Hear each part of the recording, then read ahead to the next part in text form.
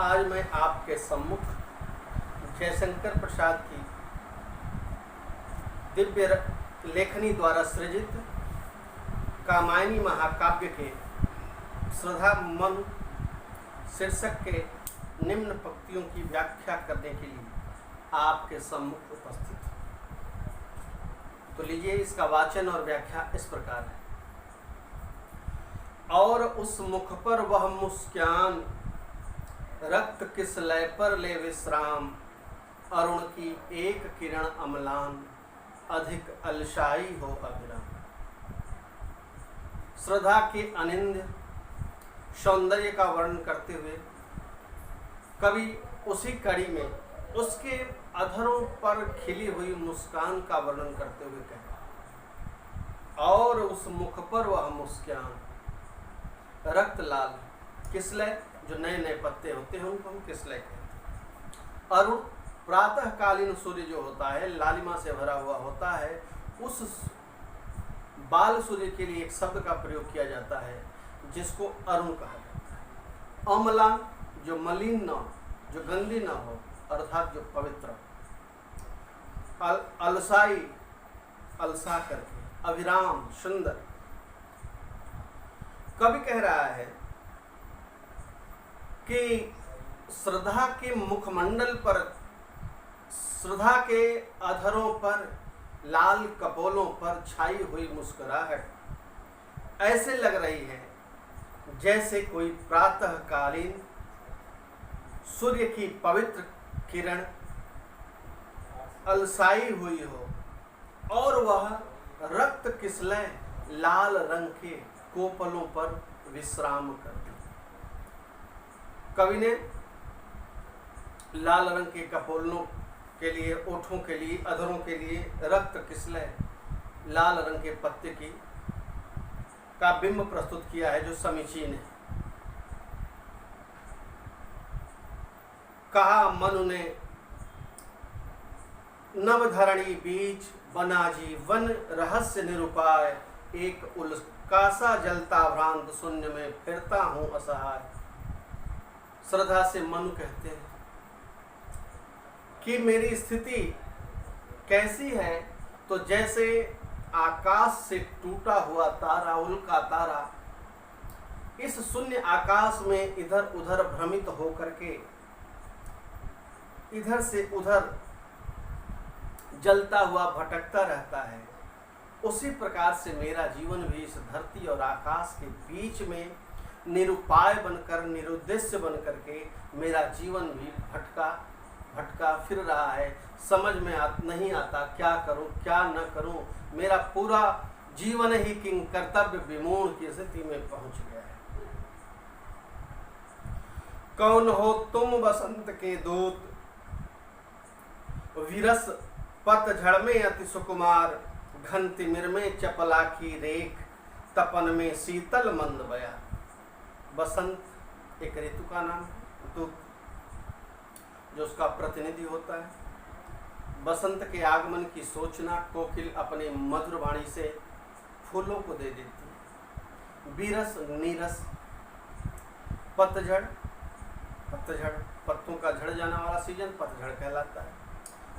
अत्यंत सुकुमार, कोमल, घन तिमिर, घना अंधकार में, चपला बिजली को कहते हैं, तपन गर्मी, शीतल ठंडक को कहते हैं। जब मनु ने श्रद्धा को देखा, श्रद्धा की मधुर वाणी को सुना, तो उनके मन से यह प्रश्न निकल पड़ा, क्या?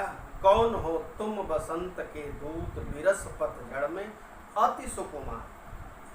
वह श्रद्धा से उसका परिचय पूछते हुए कहते हैं कि हे अत्यंत सुकुमार अंगों वाले, तुम कौन हो?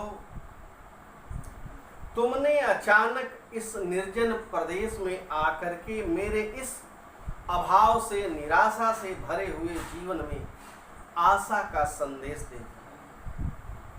तुम्हारा आना मेरे जीवन में वैसे ही है जिस प्रकार से कोई पतझड़ निराशा से भरे हुए पतझड़ के समान मेरे जीवन में तुम बसंत के कोकिल की भांति आशा की सूचना देने वाली कौन हो। तुम्हारा आगमन मेरे जीवन में घने अंधकार में चमकने वाली बिजली की तरह है। तुम्हारा आगमन मेरे जीवन में तपन गर्मी में शीतलता प्रदान करने वाली मंद मंद झोंकों में बहने वाली हवा जैसी। अर्थात जिस प्रकार से घने अंधकार में बिजली चमक जाती है तो उस रास्ते पर चलने वाले पथिक उस रास्ते पर अपने गमन को जारी रखता है। जिस प्रकार से कोई गर्मी से बहुत तप गया हो और उसका शरीर शिथिल पड़ गया हो और उसी समय हवा का एक झोंका आ करके उसे शीतलता प्रदान कर दे तो उसमें नव स्फूर्ति का संचालन हो जाता है और वह व्यक्ति फिर से अपने कदमों को आगे बढ़ाते हुए अपनी जीवन की यात्रा पूरी करने के लिए प्रयत्नशील हो जाए।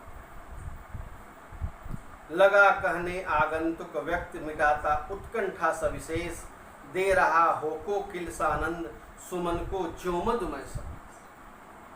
श्रद्धा के बारे में मनु को जानने की बड़ी उत्कंठा हो गई, लालसा हो गई कि आखिर में यह कौन है।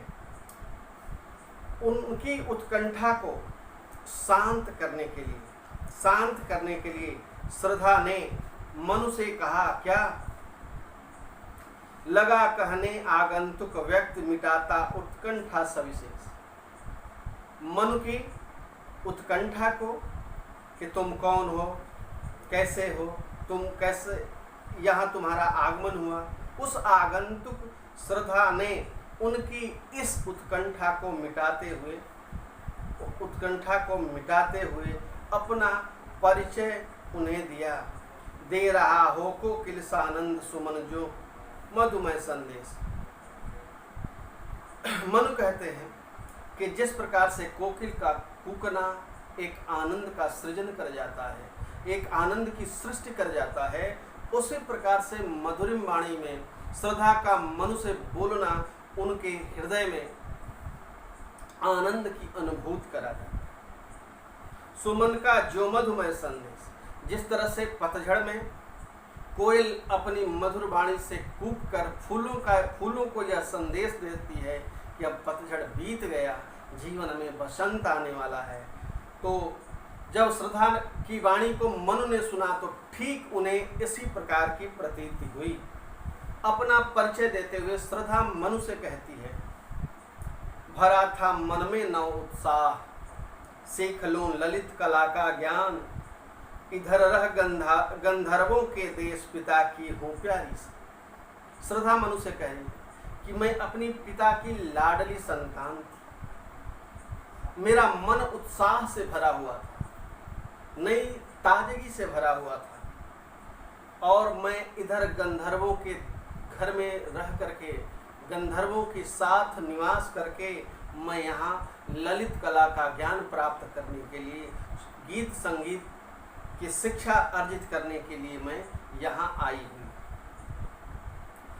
दृष्टि जब जाती हिमगिरि और प्रश्न करता मन अधिक अधीर, धरा की वह सिकुड़न भयभीत, आह कैसी है क्या है प्रीत। श्रद्धा कहती है कि मेरी दृष्टि जब हिमगिरि की ऊंची ऊंची श्रृंखलाओं की ओर जाती है तो मेरे मन में एक प्रश्न उठता है और यह प्रश्न मुझे अधीर करता है, परेशान करता है, व्याकुल करता है, विकल कर देता है, परेशान कर देता है। धरा की यह सिकुड़न भयभीत, ऐसा लगता है कि इन ऊंची ऊंची चोटियों को देख करके, पर्वत श्रृंखलाओं को देख करके, उनसे भयभीत होकर के यह पृथ्वी सिकुड़ गई है।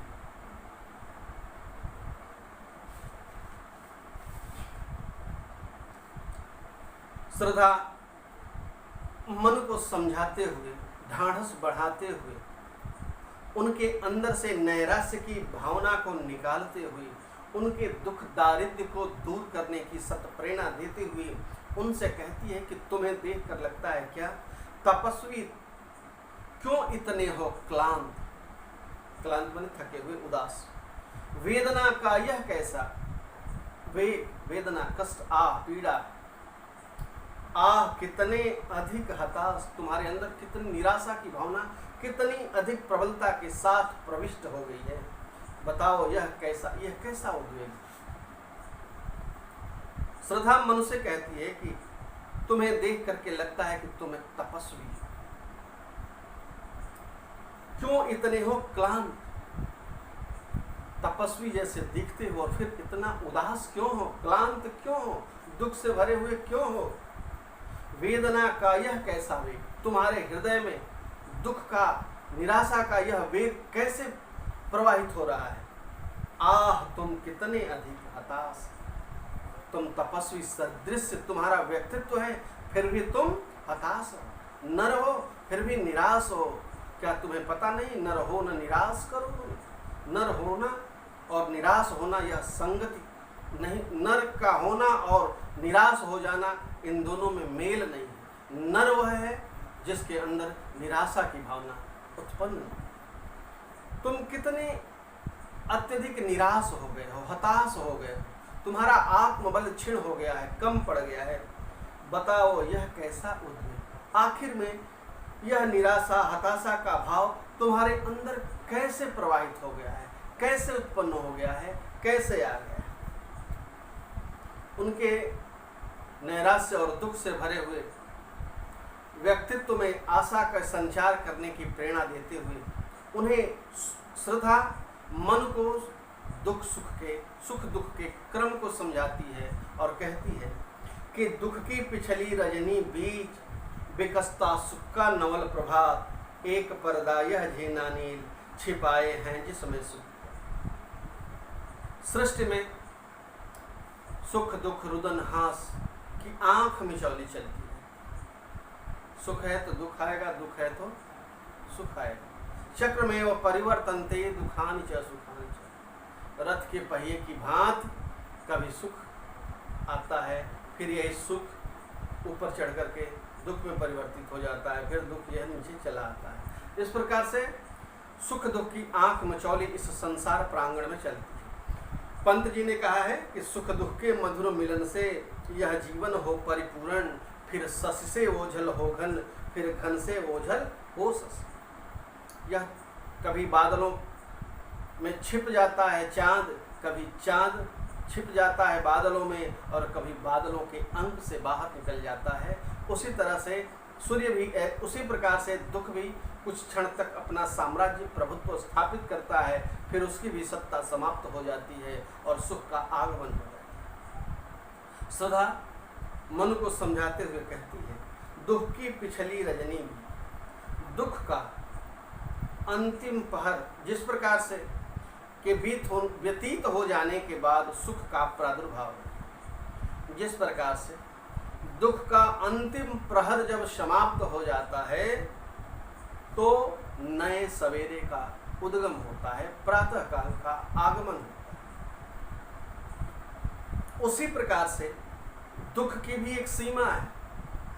दुख रूपी रात्रि के बीत जाने के बाद सुख रूपी प्रातः काल का प्रादुर्भाव होना अवश्यंभावी है, अवश्य होता है। दुख के बाद सुख का आना समीचीन है, निश्चित रूप से आएगा। यह सृष्टि का क्रम है, सृष्टि का क्रम है। सुख दुख के बाद सुख आता जाता रहता है। तुलसीदास ने कहा भी है, धरा के प्रमाण ये ही तुलसी, फरा सुझरा जो बरा से बुझाना। यह धरती का यह प्रमाण है कि जिस वृक्ष पर फल आते हैं वह फल एक दिन झड़ जाता है, और जो जलता है दीपक एक दिन बुझ जाता है। एक पर्दा यह झीना नील छिपाए हैं जिसमें सुख का। कह रहा है कि जिस प्रकार से अंधेरी रात, नीले महीन अंबर आकाश के आवरण में प्रातः काल को छुपाए। फिर से एक बार देखिए, जिस प्रकार से रात्रि नीलांबर अंबर रूपी झीने वस्त्र में प्रातः काल को छुपाए रहती है, उसी प्रकार दुख भी अपने झीने वस्त्र के पीछे सुख को छिपाए रहता है, अर्थात सुख और दुख आता है। अगर दुख है तो वह सूचना देता है कि सुख की घड़ी भी आने वाली। जिसे तुम समझे हो अभिशाप जगत की ज्वालाओं का मूल, इसका वह रहस्य वरदान कभी मत इसको जाओ। कह रहा है कि जिस दुख तुम समस्त विपत्तियों का, आफत का, मुसीबत का मूल कारण मान बैठे हो, वस्तुतः वह संसार की विषमताओं का मूल कारण है। इस बात को तुम अच्छी तरह से याद रखो। तुम्हारी यह भूल है कि तुम आपदा को, विपत्ति को, आफत को, मुसीबत को तुम समस्त आपदाओं का मूल मान लेते हैं। वह क्या है? इसका वह रहस्य वरदान कभी मत इसको जाओ। कह रहा है कि दुख जो है ईश्वर का दिया हुआ रहस्यमय वरदान है, अद्भुत रहस्यमय। उसके रहस्य को ईश्वर ही जानता है। वह वरदान स्वरूप आता है और दुख के समय आदमी क्रियाशील रहता है, एक्टिवेट रहता है, उसमें चेतनता आ जाती है। इसलिए दुख को ईश्वर का रहस्यमय वरदान कहा जाता है और इसको हर समय याद रखना चाहिए कि ईश्वर ने जिस दुख को दिया है वह हमारे लिए वरदान है। विपत्ति हमारे लिए अवसर पैदा करती है। विपत्ति को हमें अवसर के रूप में लेना चाहिए। लगे कहने मन सहित विषाद, मधुर मारुत से ये उच्छ्वास, अधिक उत्साह तरंग आवाज उठाते मानस में सविला। मनु श्रद्धा की ओजस्वी वाणी को जब सुनते हैं तो उनके निराशा से भरे हुए मन रूपी समुद्र में उत्साह की तरंगे उठ रही हैं। इसी का वर्णन करते हुए कह रहा है, मनु श्रद्धा से कह रही हैं कि जिस प्रकार से पवन तालाब अपने वेग से तालाब के साथ अटखेलिया करते हुए तरंगों से उसमें लहर उत्पन्न कर देता है, उसी तरह तुम अपनी वाणी से मेरे निराशा से भरे हुए हृदय रूपी समुद्र में उत्साह की तरंग उत्पन्न कर रही है। किंतु जीवन कितना निरुपाय, लेकिन फिर भी मैं तुमसे क्या कहूँ, किंतु जीवन कितना निरुपाय लिया है देख नहीं सकते। मनु कह रहे हैं कि लेकिन जब निराशा हमें जीवन में घेर लेता है तो हम कितना भी उपाय करें, हम कितनी भी कोशिश करें, हम उस निराशा से, उस दुख से, उस विपत्ति से बाहर निकल नहीं पड़ते। इस बात को मैंने अच्छी तरह से जान लिया है, भली भांति पहचान लिया है, इसमें किंचित मात्र भी संदेह नहीं है। निराशा है जिसका परिणाम सफलता का, यह कल्पित है। जब जीवन में विपत्ति आ जाती है तो व्यक्ति निराश हो जाता है और सफलता की कामना केवल कल्पना मात्र रह जाती है। ऐसा मनु ने श्रद्धा से कहा। उनकी इस बात को जब श्रद्धा ने सुना तो उसने इसका प्रतिवाद करते हुए उनसे कहा आगंतुक ने ससने, बड़े ही प्रेम से, स्नेह के साथ आगंतुक श्रद्धा ने उन्हें समझाया, अरे तुम इतने हुए अधिक, हार बैठे जीवन का दाव जीतते मरकर जिसको भी। श्रद्धा ने मनु से कहा कि तुम इतने धैर्यहीन हो गए, तुम्हारे जीवन में इतना धैर्य नहीं रह गया है कि जीवन की सच्ची परिभाषा भी तुम परिभाषित कर सको। तुम इतने अधीर क्यों हो, इतने जीवन से निराश क्यों हो, परेशान क्यों हो। हार बैठे जीवन का दाव जीतते मरकर जिसको भी। वीर लोग अपने जीवन संग्राम में लड़ते हुए जिस जीवन की रक्षा करते हैं, अंतिम समय तक अपने जीवन को बचाते हैं, और ऐसे लोग वीर पुरुष होते हैं। और तुम तो कायरों की भात जीवन से निराश होकर के जीवन से ही हार बैठे हो, यह उचित नहीं। तप नहीं केवल जीवन सत्य, करुण यह क्षणिक दीन अवसाद, तरल आकांक्षा से है भरा सो रहा आशा का आह्लाद। कह रहा है, हे मन, हे तपस्वी, जीवन में केवल तपस्या करना ही जीवन का अंतिम सत्य नहीं है, बल्कि गार्हस्थ जीवन में रहकर कर्म की ओर प्रवृत्त होना भी जीवन का एक सत्य है। तुम्हारे जीवन में यह जो पीड़ा है, करुणा है, दुख है, आह है, वेदना है, यह क्या है? क्षणिक है, कम समय के लिए है, थोड़े समय के लिए है, अल्पकाल के लिए है। यह कुछ समय के बाद स्वतः ही नष्ट हो जाएगा, विनष्ट हो जाएगा, खत्म हो जाएगा। दुख और अवसाद जीवन में बहुत दिनों तक नहीं टिक, क्षणभंगुर होता है। तरल आकांक्षा से है भरा सो रहा आशा का आह्ला, क्योंकि जीवन जो है हमारा उत्साह से भरा हुआ है, आशा से भरा हुआ है, और यह उत्साह और आशा हमारे जीवन से दैन्य को और करुणा को और शाद को निकाल देते हैं। पुरानी बातों को भूलने की सत प्रेरणा देते हुए श्रद्धा मनुष्य आगे कहती है, प्रकृति के यौवन का श्रृंगार करेंगे कभी न बासी फूल, मिलेंगे वे जा कर अतिशीघ्र आह उत्सुक है उनकी धूल।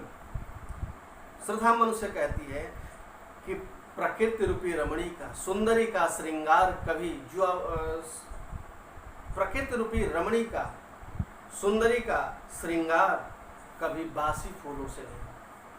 आपने देखा होगा कि स्त्रियां जब अपने केसों को सजाती हैं तो वह मुरझाए फूलों को नहीं, ताजे फूलों से अपने केसों का श्रृंगार करती हैं। उसी प्रकार से प्रकृति रूपी रमणी भी अपना श्रृंगार हर समय टटके फूलों से करती है, ताजे फूलों से करती है, बासी फूलों से नहीं करती। मिलेंगे वे जाकर अतिशीघ्र आह उत्सुक है उनको धूल। जो बासी फूल होते हैं वह धूल में मिल जाते हैं, लोग उन्हें अपने पैरों से रौंदते हुए आगे निकल जाते हैं, क्योंकि बासी फूल किसी काम के नहीं रहते। इसलिए हे मनु, तुम्हारा जो अतीत है वह बासी फूल की तरह है, उसे भूल जाओ और अपने आगामी आने वाले जीवन को तुम ताजे फूलों की तरह बनाओ और अपने कर्म से इस सृष्टि को सजाओ। एक तुम यह विस्तृत भूखंड, प्रकृति वैभव से भरा अमंद, अमंद मने जो कम ना हो, मंद मने जो कम हो जाए, अमंद मने जो कम ना हो। एक तुम हो यह विस्तृत भूखंड, और तुम्हारे सामने यह विशाल भूखंड फैला हुआ है। प्रकृति वैभव से भरा अमन, जो प्राकृतिक संपदा से, अतुल संपदा से भरा हुआ है। कर्म का भोग, लोग अपने पिछले कर्मों का भोग कर रहे हैं और यह भोग निरंतर बना रहे, इसके लिए वह कर्म कर रहे हैं। और इस प्रकार से इस जड़ प्रकृति जो अनेक प्रकार के रत्नों से भरी हुई है, जड़वत होकर भी चेतन आनंद स्वरूप है, क्योंकि इस प्रकृति के ऊपर मानव अनेक प्रकार के आनंद को प्राप्त कर रहा है। इसलिए यह जड़ प्रकृति चेतन आनंद स्वरूप हो गई। और एक तुम हो कि चेतन होते हुए भी निराशा के कारण जड़वत बने हो, जो मानव के स्वाभिमान के अनुकूल नहीं। अकेले तुम कैसे असहाय, यजन कर सकते तुच्छ विचार। यजन कहते हैं यज्ञ। तपस्वी आकर्षण से हीन कर सके नहीं आप। मनुष्य श्रद्धा कहती है कि तुम कर्म यज्ञ में केवल अकेले नहीं, तुम अपने आप को असहाय मत समझो। इस तरह का तुच्छ छोटा सा विचार, निम्न स्तर का विचार अपने अंदर न लाओ।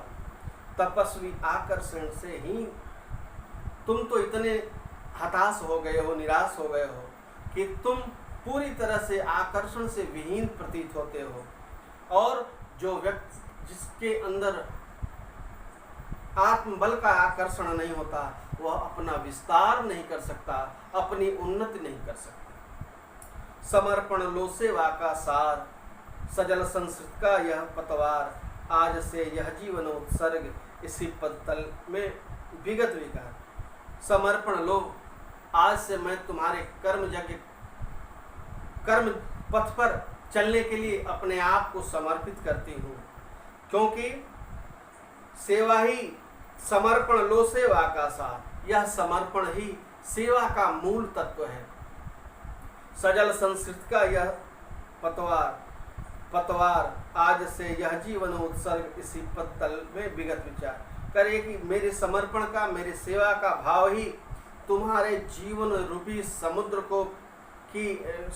को निराशा के भंवरजाल से निकालने वाला नाव की पतवार के समान है। जिस प्रकार से नाव समुद्र में पतवार के सहारे उचित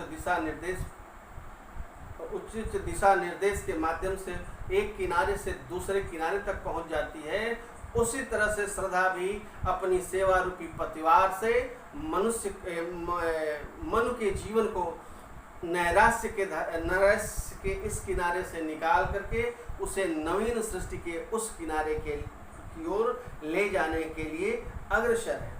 आज से यह जीवन उत्सर्ग इसी पत्तल में विगत लिखा।